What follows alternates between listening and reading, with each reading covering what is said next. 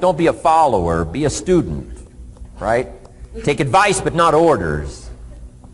Take information, but don't let somebody, order your life. Make sure what you do is the product of your own conclusion.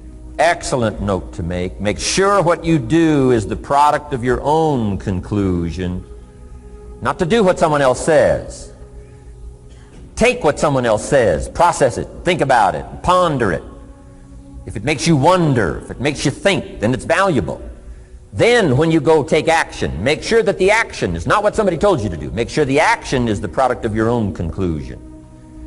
If you'll follow just a little bit of those simple guidelines, I'm telling you, the learning process can be speedy, swift, powerful. Your learning curve can go up, and then applying it to your business, your life, your family, conversations, equities of all kinds. You'll find some progress like I did that first 5 years when I met a teacher willing to share with me. Turned my life around. Progress I couldn't believe happened for me. Schiff got me started on my library. Here's one of the books he recommended. Think and Grow Rich by Napoleon Hill. Think and Grow Rich. Schiff said to me, doesn't that book and title intrigue you? Think and Grow Rich. Don't you have to read that book? Think and Grow Rich. I said, yes, sir. By Napoleon Hill. I went and found that book in a used bookstore. That's where I had to start. In a used bookstore. I paid less than 50 cents for it. I've still got it. It's one of the rare hardback covers. Think and Grow Rich by Napoleon Hill. Wow, Schoaf was right. Get a library started. It'll change your life. Any home over $200,000 has got a library. Why do you suppose that is? Wouldn't that make you curious? How come every home over $200,000 has got a library? Does that tell you something? Does that educate you at all? You say, well, I can't afford a $200,000 home. It doesn't matter what size home. Take your present apartment, clean out a closet, call it your library, and start acting intelligent. And start this process like I did. Start developing a library. Here's what your library needs to show: that you're a serious student of health and life, spirituality, culture, uniqueness, sophistication, economics, prosperity, productivity, sales, management, skills, values of all kinds. Let your library show you're a serious student. Don't be casual in learning. Don't be lazy in learning. Information is the key. Okay? Learning is the beginning of wealth. Learning is the beginning of health. Learning is the beginning of prosperity. Learning is the beginning of democracy, the beginning of freedom. All values, all virtues start with the learning process. So don't be lazy in learning. Don't be lazy in gathering the library that'll teach you and instruct you. And I got that book, Think and Grow Rich. Some of the ideas in that book inspired me no end, helped me to change my life. Now, it's got some weird stuff in it. You know, it's got some weird stuff. Napoleon was weird, so you gotta separate out a little of this weird stuff. But you can do that. You can separate out the weird stuff, okay? Unless you're weird, just do the weird stuff. Anyway, remember, don't be a follower, be a student. That's the key to all books. Don't be a follower, be a student. Another book he recommended helped me become financially independent. The book was entitled The Richest Man in Babylon. The Richest Man in Babylon by George Clason, C-L-A-S-O-N. This little book, The Richest Man in Babylon, I use it as a textbook teaching teenagers how to be rich by 40, living in America, 35 if you're extra bright, much sooner if you find a unique opportunity. I got rich by the time I was 31, didn't wait till 35.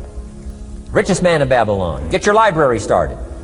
Here are some key sections to put in your library called mental food. In fact, we call it food for thought. It's so important to nourish the mind, not just the body, but nourish the mind. Decision making is a life-changing day. If you went home today and in the next few days cleaned up a list of decisions, it could furnish enough inspiration for the next 5 years, 10 years. What an inspiring day, the day you can bring yourself to decide. I met a beautiful, powerful, accomplished executive lady in New York. The company invited me to come in. This lady was a vice president, extraordinary lady. I got to know her, and I found out her story. I said, how did you get here? Big income.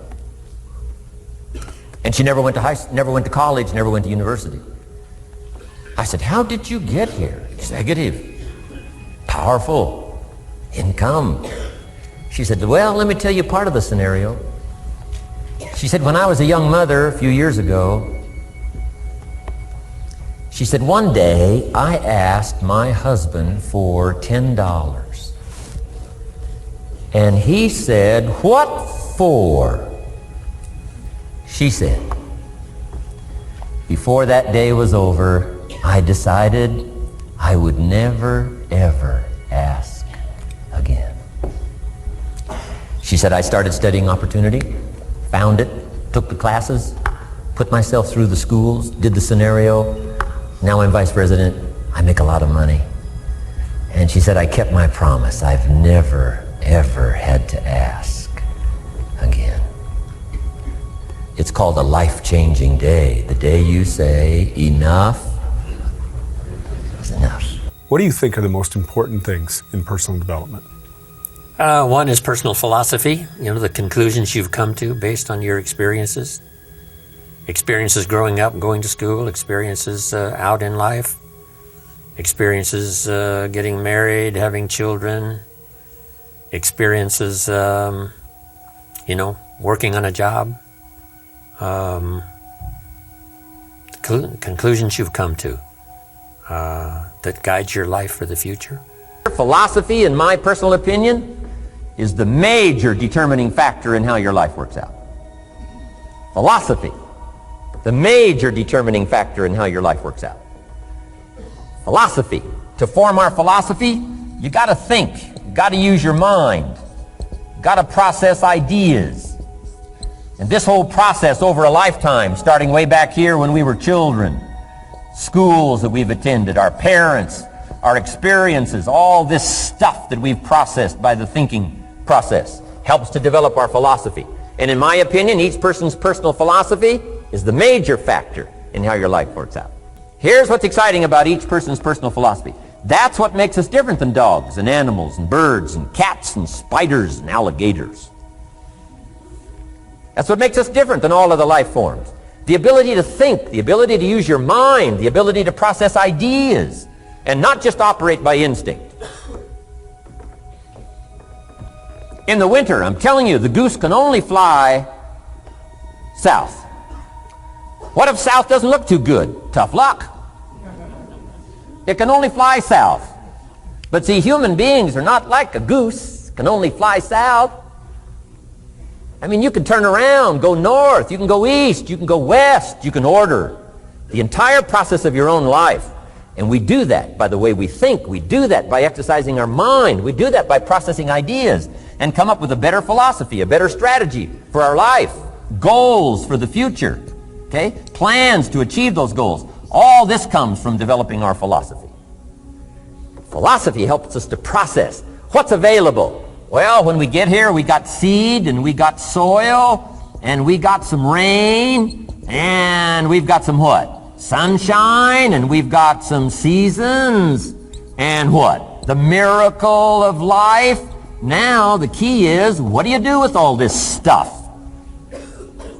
How do you turn all this stuff that's available here into equity and promise and lifestyle and dreams and future possibilities? All of this that's possible now with human beings, how do you take all this stuff and turn it into this equities and values? Well, it starts with philosophy. What is the seed? What is the soil? What is the sunshine? What is the rain? Is it possible to take some of each of all the stuff that's available and turn it into food and turn it into value and turn it into nourishment, and turn it into something spectacular and unique that no other life form can do? And the answer is yes. But you cannot deal with all this stuff and what to do with it unless you start refining your philosophy. Think, use your mind, come up with ideas, and strengthen your philosophy. So the seed and the soil and the rain and the sunshine, this is called, the economy and the banks and the money and the schools and everything that's available out there, processing information, what to do with all that. and turn it into equity and value. That is the major challenge of life, my personal opinion. So each person's personal philosophy now is going to determine what you're going to do with seed and soil and sunshine and rain and miracle, the change of seasons. That's it. My personal opinion. What kinds of things was he telling you about the importance of developing yourself? What were some of those lessons that he taught you? One he used, which really got my attention, he said, why don't you set a goal to become a millionaire? I'm 25 years old. He said, this is America, land of opportunity. Why don't you set a goal to become a millionaire? And then he said, for what it will make of you to achieve it. And I thought, wow, that's a whole different philosophy. Set a goal to become a millionaire for the person you have to become in order to be worth $1 million. Then he said, once you've become a millionaire, you can give the money away, because what's important is not what you got, but the person you became. And I got the message. And that's where I started hearing those phrases from him. Work harder on yourself than you do on your job. Bringing value to the marketplace is how you get paid. The more value you bring to the marketplace, the better your pay. And also you get paid for what you become. A leader, an entrepreneur, a manager, somebody who has the ability to inspire other people. You know, I tell this little Bible story about the sower went out to sow the seed, and he was highly ambitious and he had good seed, but the first part of the seed that he sowed, the birds got. And then the next, he keeps going, and the next seed falls on stony ground where the soil is shallow. And the little plant starts to grow, and the first hot day it withers and dies. So he keeps on going. The next seed that he sowed fell on thorny ground. The little plant starts to grow, and then the thorns choke it to death. And it called the thorns little cares, little things that keep people from doing the bigger things. And then finally, he keeps on sowing, and the seed falls finally on good ground. So I guess the key is to do the best we can, and the key is to keep learning from every experience possible. Our own personal experiences, or from someone else's experiences, by sermon, the lyrics of a song, a personal testimonial someone gives you sitting at Denny's for a Tuesday morning breakfast, and something clicks and something happens. You never know. So, here's the best advice I can give you. Make sure the outside is a major reflection of what's going on inside. The physical side. A few minutes a day, stay healthy. A little bit of study on nutrition, stay healthy. Key. Now here's the next part of personal development, the spiritual part. Now, I'm an amateur on the spiritual side. I do happen to believe that human beings are more than just an advanced life form, an advanced species of the animal kingdom. I do believe humans are a special creation. That's just my personal belief, and I don't ask you to buy it. But here's what I do ask you to buy. If you do believe in spirituality in any manner, here's my best advice. Study it and practice it. Do not neglect your values. Do not neglect your virtues. If you do believe in spirituality, my advice is study it and practice it. Don't let it go unstudied. Don't let it go unnourished, if you do believe. That's my best advice on the spiritual side.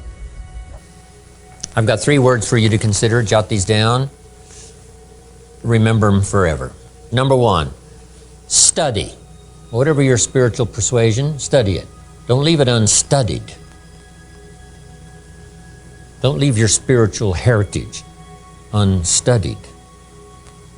So study. Number 2, practice. Don't leave your spirituality unpracticed. Whether it's one-on-one in the marketplace or synagogue or church, whatever. Studied, number 1. Practiced, number 2. 3, taught. Don't leave your spirituality untaught. Pass along what's become valuable and beneficial to you. Pass it along to someone else, especially to your children. That's how we build the strong foundation for the country. Families well taught, well instructed. Next, something my parents taught me that they practiced all their life. Now I practice. Don't miss anything. Don't miss the game, don't miss the concert, don't miss the performance, don't miss the show. Don't miss the conversation. Don't miss the sermon. Don't miss the class. Don't miss anything. Go, look, see, learn, try, taste. Let that flavor of life be part of your lifestyle. When my father was 73 years old, after my mother was gone, when my father was 93 years old, 93 years old, before he died, if you would have called him at 10:30, 11 o'clock at night, he wouldn't be home. He's at the concert, he's at church, he's at the rodeo, he's watching the kids play softball every night, somewhere. My parents taught it, practiced it. Unbelievable. Don't miss anything. Don't miss the taste, the language. Elton John sings, she lived her life like a candle in the wind, never knowing who to cling to when the rain set in. What if you missed that? See, that wouldn't be good. George Harrison used to sing before he died, if not for you, the winter would hold no spring. Couldn't hear a robin sing. I just wouldn't have a clue if not for you. Wow. Go taste, go listen, go enjoy. Part of this personal development challenge is to develop mentally. Learn, study, grow, change. It's what schooling is all about. And the human development takes time, incredible amounts of time. That's why we've taken the time for this seminar. It just takes time. Some things you can't cover in a 20-minute speech. You can't cover in a little 5-minute talk. It takes time. For humans, it seems like more time than any other life form, human beings. The little wildebeest in Africa. Guess how much time it's got as soon as it's born to be able to run with the pack so it doesn't get eaten by the lions? Guess how much time it's got? A few minutes. As soon as the little wildebeest is born, tries to stand up, falls down. Its mother nudges it, gets it to stand back up, falls back down. Finally, on little shaky legs, it tries to nurse. Mother pushes it away. She moves away, so it can't nurse. Why? You can't nurse now. You got to develop some strength now. The lions. Falls down, gets back up, tries to nurse. Mother pushes it away. No. You got to get these legs strong. How much time have we got? Not much time. Mama wildebeest says, not much time. Not hours, not days, minutes. Wow. But the human baby, wow.